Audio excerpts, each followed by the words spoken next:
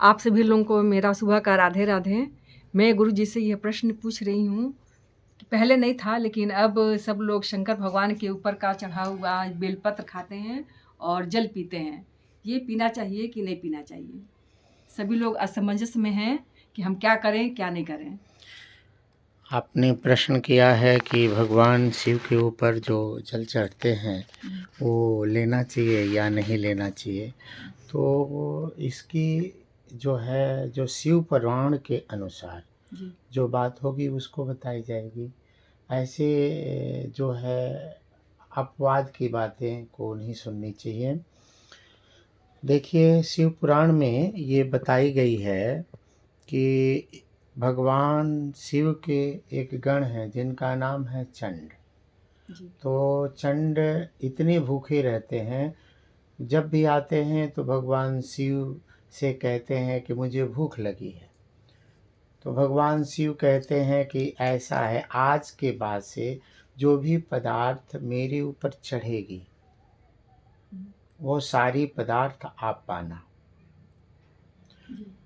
तो यहाँ तो निषेध कर दिया कि जो चंड महाराज के भाग है उसको कोई लेता है तो वो गरीब हो जाता है।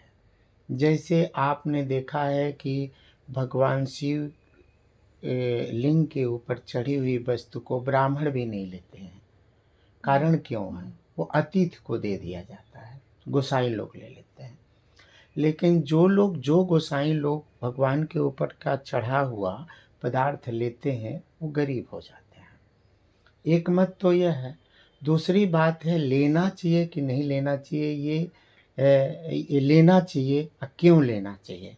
जैसे किसी को असाध्य बीमारी हो गई, तो अगर किसी को असाध्य बीमारी हो गई तो भगवान के ऊपर चढ़ी हुई बेलपत्र है या जल है, अगर वो लेगा तो धीरे धीरे उसका जो है पाप समाप्त होगी।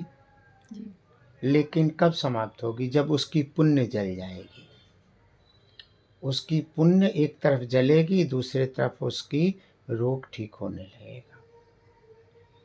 तो बात एक यह आती है, अगर पुण्य जलाना है और स्वस्थ होना है तो लेना चाहिए। ये बात नहीं पता है कि पुण्य जल जाएगा। हाँ, पुण्य जल जाती है, क्योंकि हम किसी दवाई खाना पर कहीं जाते हैं तो कुछ देते हैं तो कुछ मिलता है। तो ये भाग जो है चंड महाराज का है। ये जो भाग है चंड महाराज का है। तो चंड महाराज का हक अगर हम लेते हैं तो हमारा पुण्य उनको प्राप्त हो जाती है और पुण्य समाप्त हो जाती है। इसलिए अब किन दशा में लेनी चाहिए, किन दशा में नहीं लेना चाहिए, इसका मेन बात है कि आप यह समझना चाहिए कि हमारा पुण्य जो है रखना है या पुण्य नष्ट करके प्राप्त करना है। जय श्री सनातन, जय श्री राधे।